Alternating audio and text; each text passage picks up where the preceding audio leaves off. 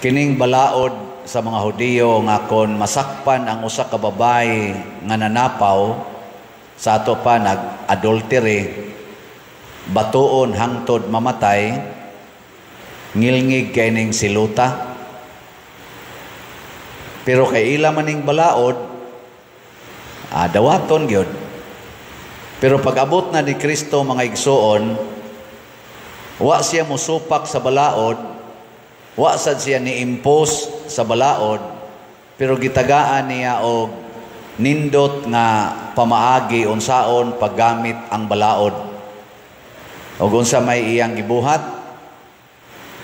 iyang giagda ang mga tao nga nagdanag mga bato kay ihapak das babae nga nasakpan nga nanapaw, iyang giagda nga kining paggamit og balaod dili ra ni para sa nasakpan nga nakasala, apil pod ani ang wa masakpi. Gilingi ay mong tupad ing nasakpan ka, nasakpan lingi ba imong tupad ba ing nasakpan na ka, ano man mo manglingi, wa pa man mo masakpi. Gikonobi, isa kunos kamot, kinsa dinhi ang wagyoy sa karong adlaw. Taas ang kamot. Nang wagyoy sala ba? Na ini isa, ako siguro ko ana kay bata nang gamay. Ang bata ray way sa, pero kanang gadadag bata karon, nasada na. Muna ingon si Jesus, sige, gamitan na ninyong balaod. Pero ang dunay katungod nga mosilot nining sad-an kadtong waysa, kinsa ninyo ang waysala mo'y muunag hapak og bato. Sa standard di ay sa Ginoo mga igsoon, ang ayang mosilot sa sad-an kadtong waysa. Sa ato rong sitwasyon sa atong nasod na may gasigig sinilutay diha, na ay gipadadag supina, na ay gipadadag warrant of arrest, na asay gipang contempt, gipang priso, na asay gipadang adto sa ICC. Sa inyong tanaw, kanang naghatag ana nga maong mga actions nga naay gipang priso dito sa Kongreso, naigi priso, naigi contempt, naigi padas ICC, kanang nagbuhat ana naa sila'y sawa. Kadto sang ilang gibuhatan ana katong gipriso, gipadaan ang adto sama ni President Duterte, natoy sawa. Naasad kining nagwali sa inyong tan-aw naa ni sawa. Suga sa inyong tingaw na. Kanang mga madre na sawa, kana kusog-kusuga kansi na mo, no? Kantong na nagliktor din ka brunda-brunda natoy sawa, naasan kanina sa kong kilin na sawa. Klaro anang naw nga. Sa ato pa kinahanglan usa ta mamalandong karon bitaw katawanan kayo. Kay ang ilang kita na sa social media ba, kani ako komentaryo lang mga katawa ko magtanaw ba, katong gipatawag sa to quadcom, tricom ba to, naay gipatawag nila nga moadto dito kay resource person in aid of legislation, wa man nga ang uban kay nanagana ba nga makontempt ta dia, ipapriso ta dia, murag na nga hadlok, perti nilang panaway, kamo day nya kasagaran nato diri mas pika side sa mga Duterte side man, mga supporters ang ipatawag, mga vloggers ba to, nga resource person dito sa office sa Vice President, mga inana sa una pa ba kato mga hiring-hiring ilag yung yubiton nga kuan ko no, kana ganing nganong mahadlok mo adto, nganong dili mo tuman sa invitasyon nya supinahan, ang uban gani nisibat na kay ipa-arrest na ana. Karon sad aning tungod aning issues ICC nga giprisos President Duterte dito, nag-hearing sad sa Senado nga gipanguluhan ni Senador Amy Marcos, ang maguwang ni Presidente Bongbong Marcos. Pag primerong hearing, daghan kay ito mga si Las Marbel, to General Torre, kaysa patunguban, Rimulya, daghan kay dito. Nya mura man tog aligre kay ito ilang hearing. Daghan man tag nadiskubrihan. Pag ikaduhang hearing, mingaw na kayo mga lingkuranan. Wa na ng lingkod.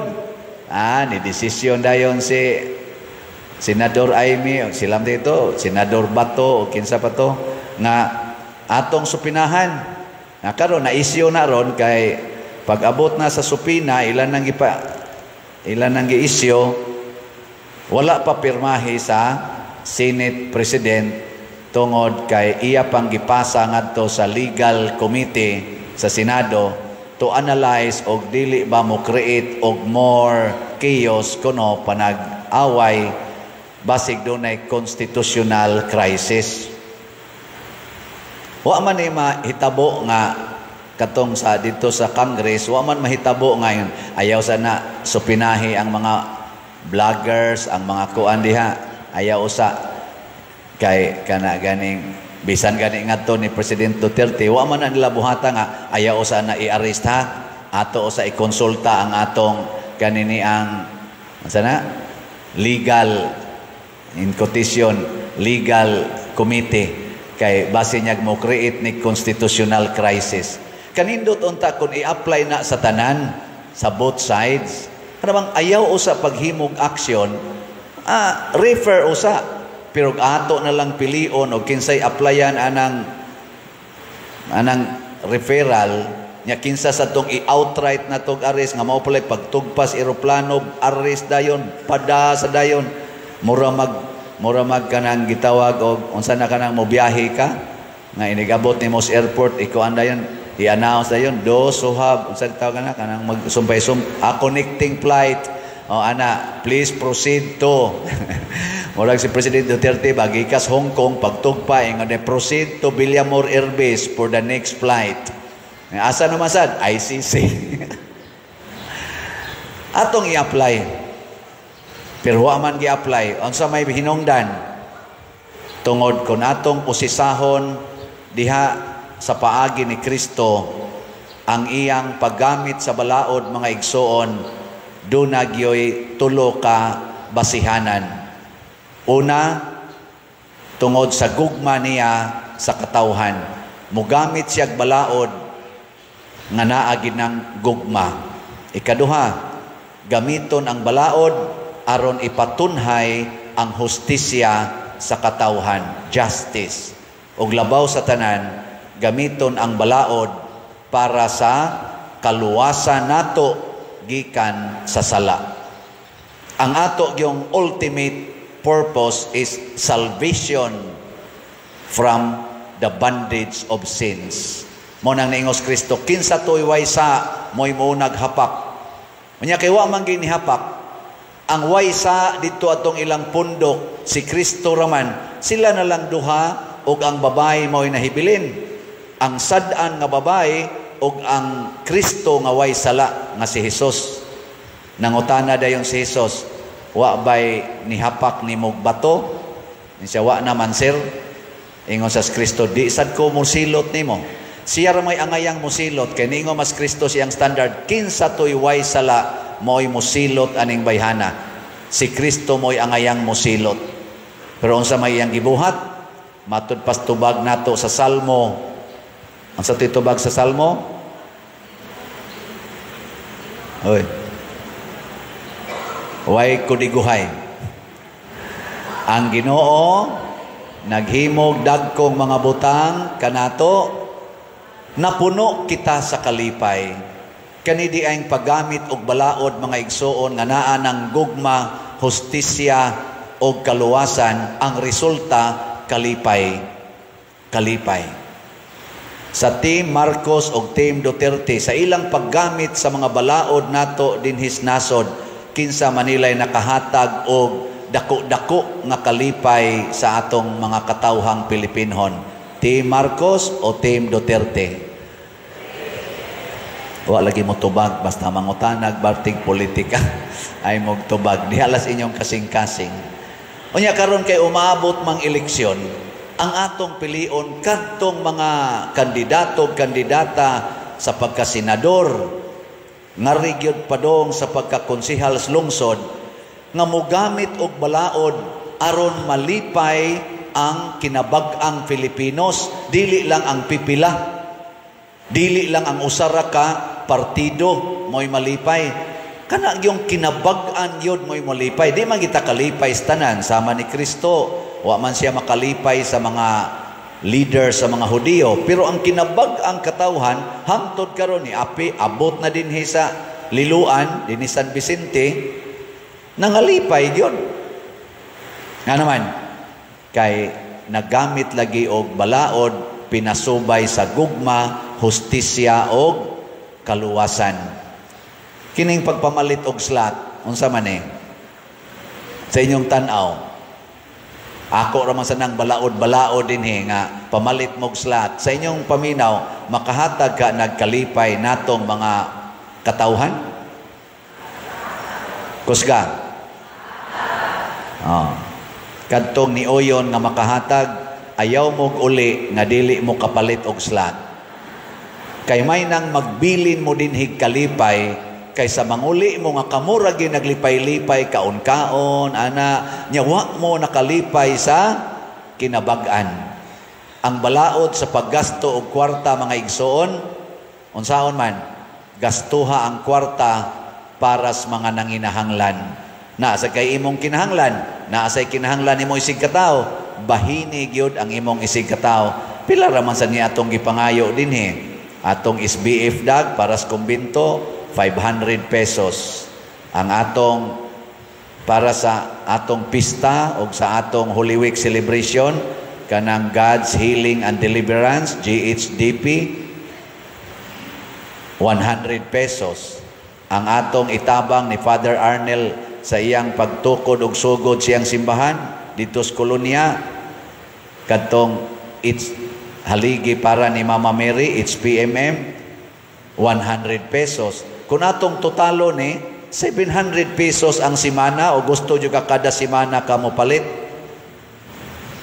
Gamay ra kayo na kamong tibok pamilya, magtinabangay mo. Unsa may buhaton? Aron yun mapakita ninyo nga, sundon taning balaod ni Father sa pag-donate, kaning slat-slat. Unsa may buhaton? Sayong na kayo. Karon Lenten season, ting fasting and abstinence, ting sakripisyo. Ako mong hangyoon, gikan karon hangtod sa Black Saturday, pag fasting and abstinence mo 5 kaadlaw, kada usa ninyo, 5 lang kaadlaw. Nya ang budget nato aning atong 5 kaadlaw nga kaon, nga wa nato gamita, kaon og snacks, aning 5 kaadlaw, ipalit ninyo og slot. Okay mo anang balaura? Pila pa man kaadlaw gikan karon hangtod Easter? Pila kaadlaw? Hoy. Ano sa amang Easter Sunday? Abril 20. Ana. So, gikan karon hangtod April 19. Pila man na kaadlaw? 6 man ta karon, na 13. Kuhain na ninyo 5 kaadlaw. Unsa man ang fasting?